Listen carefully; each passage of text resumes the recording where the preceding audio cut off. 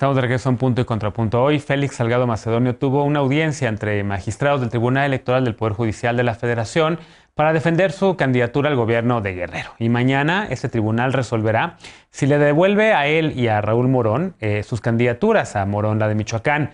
Pero el asunto debió desahogarse hace una semana. 5 de los 7 magistrados del tribunal enviaron una carta al magistrado presidente del mismo, a José Luis Vargas, acusándolo de tomar decisiones unilaterales que afectan el proceso. Veamos el contexto. 5 de los 7 magistrados que integran el Tribunal Electoral del Poder Judicial de la Federación se inconformaron por el retraso en la resolución de los casos de Félix Salgado Macedonio y Raúl Morón. Enviaron una carta al magistrado presidente del tribunal, José Luis Vargas, recordando que la discusión de los proyectos sobre la cancelación de las candidaturas de ambos morenistas se pospuso de manera unilateral. Este martes 27, el Pleno del Tribunal Electoral deberá resolver sobre el registro de ambas candidaturas, previsto originalmente para el 22, firmada por los ministros Felipe de la Mata, Yanín Otálora, Indalfer Infante, Reyes Mondragón y Felipe Fuentes. La carta apunta que no había justificación para diferir la sesión y que hacerlo trastoca principios constitucionales de certeza, transparencia y seguridad jurídica. Agrega que el retraso incide además en otras resoluciones. Félix Salgado Macedonio y Raúl Morón fueron sancionados en 2 ocasiones por el Consejo General del INE con la cancelación de sus candidaturas por no haber entregado en tiempo y forma sus informes de gastos de precampaña. Aunque el INE dio 48 horas para registrar a nuevos candidatos, hasta ahora Morena no lo ha hecho. El pasado 18 de abril, Salgado Macedonio entregó su segunda impugnación ante el INE, quien la remitió al Tribunal Electoral, y Morón lo hizo un día antes. Este fin de semana aseguró tener fe y confianza en que le sea devuelta la candidatura. En el caso de Morón, la semana pasada se informó que el proyecto de resolución que analizará el tribunal plantea dejar sin efecto la revocación de su candidatura. Punto y contrapunto. Tercer tema a discutir esta noche, que ocupa creo que varios puntos a discutir. Empiezo ahora contigo, Alfredo. Uno de ellos es justo, si pegamos un poco lo que estábamos discutiendo en el bloque anterior, el caso de Félix Salgado Macedonio ha sido el más polémico porque pues, un candidato que enfrenta por lo menos 5 denuncias de agresión sexual de mujeres, en donde pues el partido no reaccionó, y el partido, me refiero a Morena, no reaccionó de la misma manera que con Saúl Huerta. Al contrario, salieron a defenderlo, salieron a defender la presunción de inocencia, que claro que hay que defender la presunción de inocencia, pero evidentemente aquí había 5, no 1 ni 2, sino 5 denuncias de mujeres. Y un tribunal, que es el otro punto, me parece, a discutir, un tribunal que en efecto se está tardando en resolver este tema, afectando el proceso electoral. ¿Cómo lo ves? Pues el tribunal está en un entrampado en el que ellos mismos se metieron al no resolver el fondo en un inicio. Digo un entrampado porque ya aquí hablamos la semana pasada, si no mal me parece, que realmente los argumentos que está usando Morena para defenderse ya fueron desestimados desde la primera vez que recurrieron al tribunal Félix Salgado Macedonio y los candidatos, que era esta negativa al derecho de audiencia previa a la sesión. Yo no puedo comparar la situación del diputado Huerta con lo de Salgado Macedonio, porque lo de Huerta es una noticia viva, es una noticia donde la víctima está ahí, donde la mamá mostró el audio, donde no hay para dónde hacerse. Y con lo de Salgado, pues se agarran de que la fiscalía y el pasado, y pues aparte debe ser infinitamente más lo que se le debe a Salgado Macedonio y lo inconfesable que tienen con Salgado Macedonio, aquel pacto patriarcal, aquel pacto de impunidad, que lo que tienen con un diputado de Puebla. Entonces, creo que no son comparables las cosas. Ahora, el tribunal tiene un gran problema, ¿no? O ha tenido desde hace muchos años un gran problema. Como dicen mis admirados Tito Garzón Onofre y Javier Martín Reyes, el Tribunal Electoral del Poder Judicial de la Federación es el tribunal de las 3 mentiras. Ni es tribunal, ni es electoral, ni es judicial. Hemos visto las situaciones más grotescas negociándose casi en tiempo real cuando están juzgando o están en vías de juzgar para cambiar sentidos, proponer proyectos inexplicables. ¿Se acuerdan del pleito de Ramírez Cuellar con Jade Kolpolensky por la presidencia de Morena el año pasado?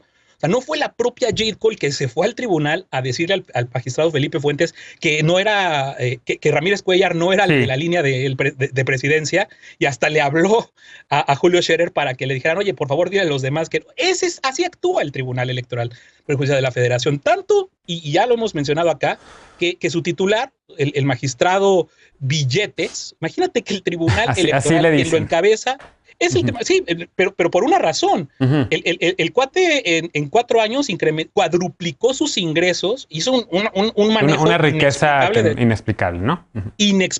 inexplicable, que yo creo que si exploramos cómo se dan este tipo de cosas, no nada más de ahorita porque el tribunal está hecho para servirle al poder en turno. Ahorita es Morena, pero se ha actuado desde cuando quieres. Bien. Eder, ¿qué decir a esto? Sobre todo ahorita las impugnaciones también de Salgado Macedonio y la de Raúl Morón, que por supuesto lo hemos dicho en varias ocasiones, son dos cosas muy distintas, ¿no? En el caso de Morón, pues no hay estas denuncias de violación, de acoso ni de violencia sexual, simplemente un trámite que no se cumplió a tiempo, ¿no? Pero el de Félix Salgado Macedonio sí es otro.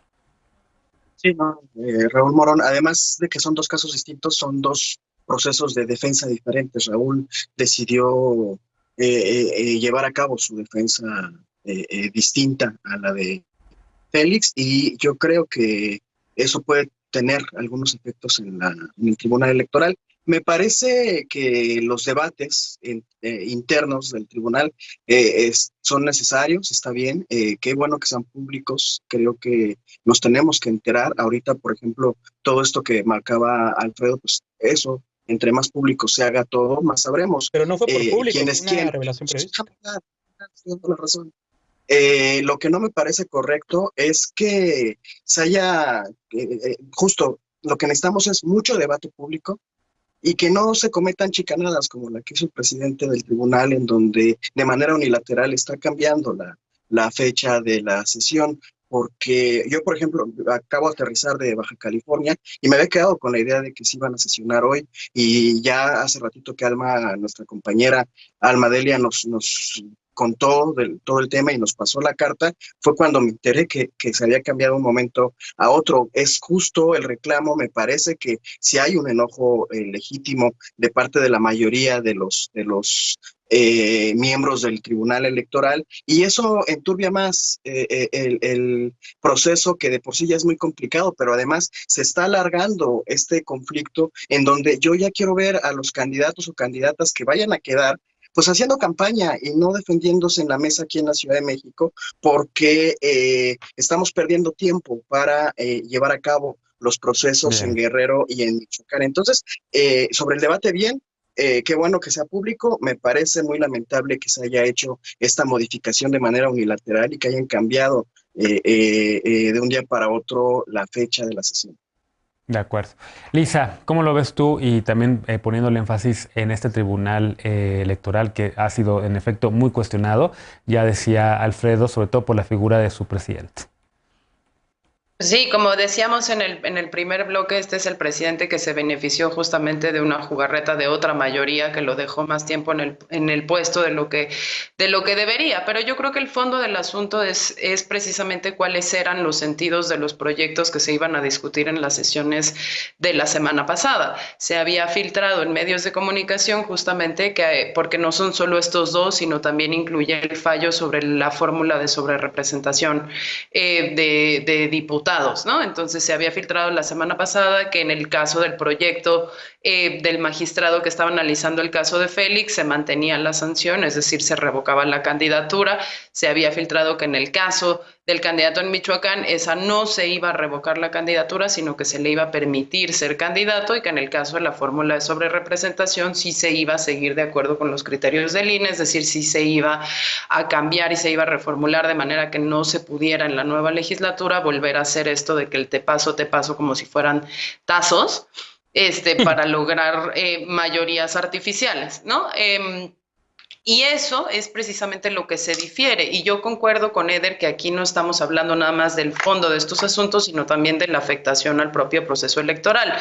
Se dijo que mientras esto se resolvía, se permitía al partido mayoritario, a Morena, que pudiera registrar otros candidatos. Esos candidatos no se hicieron. Parece también ahí que tienen la dificultad de la inhabilitación de 2 personas que podrían ocupar esas candidaturas. Ahorita más bien que Ana o Eder nos lo confirmen.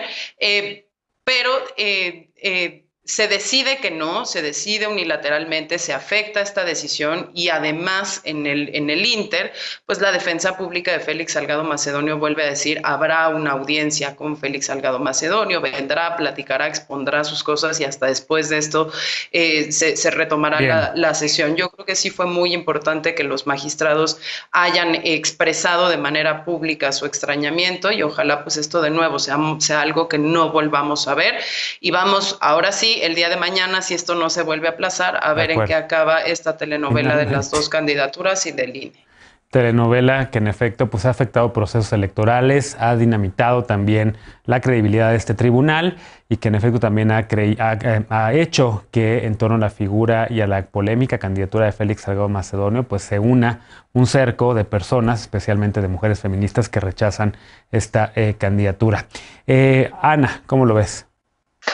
Pues digo, yo creo que lo que es muy lamentable y además que llama mucho la atención, pues es este tema de que para la ciudadanía, tanto en Guerrero como en Michoacán, pues no están teniendo la posibilidad de pues ver las candidaturas completas y las campañas completas de los candidatos de todos los partidos y me parece que sí se están afectando los derechos político-electorales de las personas votantes, ¿no? Más allá de las de los candidatos y que eso, pues bueno, yo creo que en algún otro momento y no quiero dar ideas, pero podría implicar más impugnaciones a estos mismos procesos y pues esto solo lo que está haciendo es pues generar cada vez más y más incertidumbre, pero sí creo que el daño a la democracia pues a los derechos político-electorales de la ciudadanía está siendo pues bastante grave en ese sentido, porque pues gracias a las instituciones, no solamente el tribunal, sino también el Instituto Nacional Electoral, que han estado posponiendo estos temas y ajustándolos pues a una serie de cosas que tienen que tienen que ver con todo menos con el derecho,